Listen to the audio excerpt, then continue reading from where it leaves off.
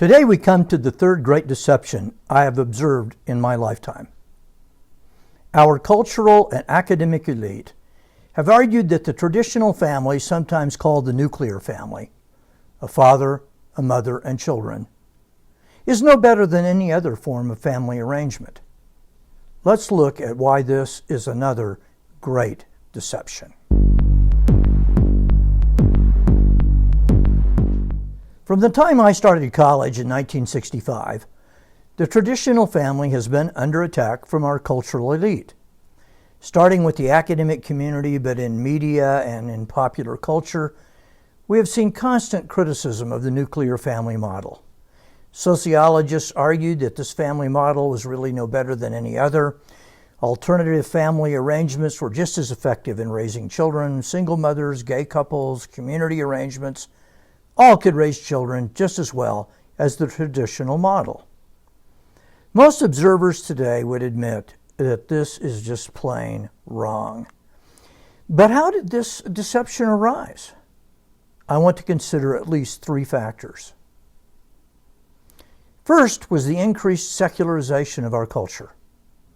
Christian culture considers unselfishness the preeminent virtue a person can possess. In terms of family, this meant the parent's number one job was to sacrifice himself for the welfare of his children.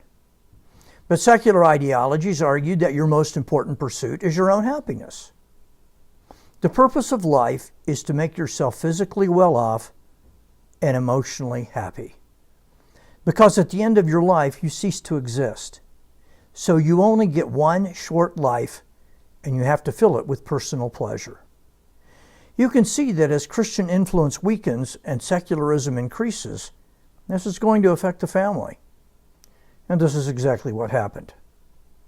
In the 1940s and 50s, polling data showed that people considered the welfare of children more important than the happiness of adults. By the 60s and 70s, this was reversed. As Christian influence weakens, secularism arises. And this is precisely what happened in the years after World War II. An entire industry arose celebrating divorce. Popular culture made divorce acceptable, even desirable. Hallmark came out with a series of cards celebrating divorce as liberation. Instead of the child's best interests, the prime purpose for marriage became adult happiness. The sexual revolution played into this perfectly. Sexual liberation and pleasure took precedence over the well-being of children. A second attack on the traditional family came from gender feminism. Gender feminists argued that they needed to have unfettered access to divorce. The ideology of equality demanded easy divorce as well as unfettered access to abortion. Now even feminists aren't going to argue, yeah, divorce hurts kids, but so what? My happiness is what matters. They're not going to say that, even if that's what they mean. So they came up with rationalizations for their selfishness. How many times have you heard, a good divorce is much better for children than a bad marriage? Divorcing couples would even say, we are doing it for the children. I remember reading two sociologists who said in the 70s that admittedly, male role models are good for families. But when fathers are not available, friends, relatives, teachers, counselors can provide ample opportunity for youngsters to model themselves after a like-sexed adult. So no problem. Husbands are dispensable and easily replaced. Any problems divorce might create can be easily overcome. Third, I would have to include the malignant influence of Karl Marx. In his excellent book, The Intellectuals, Paul Johnson argues that Marx's own family was an unmitigated disaster. He was unfaithful to his wife, fathered a child out of wedlock, and two of his children committed suicide. No matter, the traditional family was a preeminent enemy of his revolution. He wrote, quote, "On what foundation is the present family? The bourgeois family, based on capital, on private gain. In its completely developed form, this family exists only among the bourgeoisie." End quote. So the nuclear traditional family only existed in the middle classes or as Marx would call them, the capitalist classes. So if you're going to do away with capitalism, you have to do away with the traditional family. Marx is still a powerful influence in the academic community. In a nearby video, I note that one of the founders of Black Lives Matter, Patrisse Cullors, describes herself and her colleagues as trained Marxists. And one of the chief stated goals of BLM is the dismantlement of the traditional family. And they may be getting their way. Mary Eberstadt has argued that one of the chief characteristics of urban anarchists like Antifa is a lack of family connection, and that being part of a mob is a substitute for lack of family identification. As you would expect, motherhood has been continually attacked. I was sitting in the student union at the University of Colorado, reading a column written for the student newspaper. The writer set out to defend women's choices, whatever they may be. She said, if a woman wants to be a stay-at-home mom, that's her choice. But most of us don't want to be subjected to such bondage. The raising of little children is a life of slavery. Recently, David Brooks, the longtime columnist of the New York Times and heretofore a defender of the traditional family, has written an essay arguing the nuclear family was and is a mistake. His lengthy essay is, in my mind, an argument for the nuclear family. But he concludes that we must abandon it as an ideal for other forms of families, such as he calls them, shared communities. Shared communities of people who are not related by blood, but still have a form of commitment to each other. Good luck with that, David. The attack on the traditional family goes on unabated. The city of Cambridge, Massachusetts, where Harvard is located, just passed a law allowing more than 2 members of a household to be married to each other. They showed a picture of 3 men who are now married and caring for children. The University of Manchester in England has recently forbidden the use of the word mother, calling for the maternal figure in your life to be called merely an individual or a guardian. So for ideological reasons, the academic and cultural elite in our society have told us the traditional nuclear family is of no particular value, and there is no harm in abandoning it. And in fact, we must abandon it. What does the Bible teach about all this? Does biblical theology call for families to be organized in the traditional way? Absolutely it does. Let's look at some passages. The Bible has over 1,100 chapters. In the very first one, God tells us He created male and female as separate and distinct. In the second chapter, Genesis 2, He establishes the traditional nuclear family as the norm. A man shall leave his father and his mother and hold fast to his wife, and they shall become one flesh. Ancient societies often stressed tribal and extended family connections, so Genesis 2 runs counter to those societies. God has ordained that society be composed of individual family units. Each family is to have a father and a mother, and in chapter 1, God calls for children to be a part of this family unit. The parents are to multiply and replenish the earth. A man is to be independent of his parents, or his extended family, or his tribe, or his village in raising his children. His wife is not to be encumbered with her in-laws interfering with her work. God is not setting the individual family against the extended family, of course not. But He is establishing the independent governance of each family. Children do not need to be looking around wondering who the authority or security is in their lives. In the New Testament, in Matthew 19, Jesus affirms the sanctity of marriage, saying it is between one man and one woman. Jesus is attacking what was a very common practice in His day, divorce. In Ephesians 5, we have Paul's famous teaching on husbands and wives that is often read at weddings. The wife is to be submissive to her husband, but the husband is to love his wife as Christ loved the church.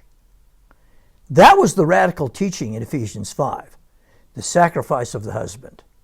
In fact, Christianity has produced the only major culture in world history that calls for restraints on male sexuality. All cultures restrain female sexuality, but only Christianity calls for men to practice the same. In 1 Timothy 3 and Titus 1, Paul says leaders of the church must be faithful to their wives and have children who are believers and well-behaved. He also re-emphasizes the traditional nuclear family. I realize there's an enormous amount of sexual sin and deviancy spoken of in the Bible, but it is never condoned by Almighty God. He enjoins us to live out our lives in what we know as the traditional nuclear family. What has been the result of the attacks upon and diminishment of the traditional family? It has been nothing less than catastrophic. I want to pause here to say that if you are a single parent, and about 90% of single parents are women, I am not trying to make your life harder. You're doing a heroic work, raising children without a partner. And many of you are doing a fantastic job. You had this situation thrust on you through no fault of your own. In my pastoral ministry, I have aided and abetted you in every way I can. God bless you. But I think most of you would agree with everything I've said here. Life is better for everyone if there are two committed parents. Every single student I've ever talked to from a single parent home does not want to repeat that process in their own marriage. What we have witnessed since 1960 is the precipitous decline of the family. If you were born in 1950, you had a 90% chance of growing up with both your parents. Today it's 50%. At this moment in America, 40% of our children are in a home without their biological father. Growing up in a home without your father increases every measurable social pathology. A child in a fatherless home is 2 to 3 times more likely to demonstrate emotional and behavioral problems. They are far more likely to drop out of high school, abuse drugs, and be in trouble with the law. They are twice as likely to get divorced themselves. They do not do nearly as well in school. Girls are significantly more likely to get pregnant out of wedlock. One sociologist observed that the less interaction a boy has with his dad, the lower his mental competence. And dad deprivation is a significant predictor of the increasing rate of male suicide, drug overdose, obesity, and withdrawal into video game addiction. It even predicts a shorter life expectancy. The rise of street gangs can be directly traced to the absence of fathers, the gangs serving as a father substitute. And as we observed above, the urban violence we observe right now is hunger for a new identity that family no longer supplies. Sociologist Paul Amato estimated that if the United States enjoyed the same level of family stability today as it did in 1960, the nation would have 750,000 fewer children repeating grades, 1.2 million fewer school suspensions, 500,000 fewer acts of teenage delinquency, 600,000 fewer kids receiving therapy, and 70,000 fewer suicide attempts each year. The easiest catastrophe to measure in the breakdown of the traditional family is the economic damage done to children. People living below the poverty level in America are almost all single mothers and their children.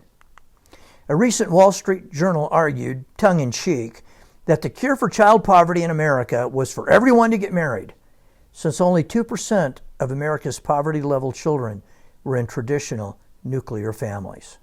Family specialist Janice Krause had a powerful comment to make about all this.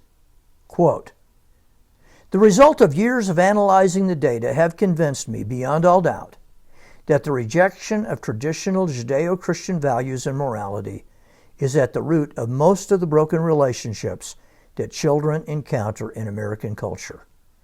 Growing up in material prosperity can never compensate for those conditions of moral poverty that inevitably produce isolation, despair, and emotional pain." End quote. Moral poverty. The breakdown of the traditional nuclear family produces moral poverty. Well, my friends, Once again, God turns out to be right. His plan for the family is the best. We would do well to follow it. Modern post-Christian intellectuals turn out to be poor guides on how to run the family. The answer in all of this is for men and women to turn to Jesus Christ and obey Him. Not only does that give you the hope of heaven, but it also provides you with by far the best way to live here on earth. Thanks for listening. I pray that this has been helpful to you. May God bless you in a mighty way.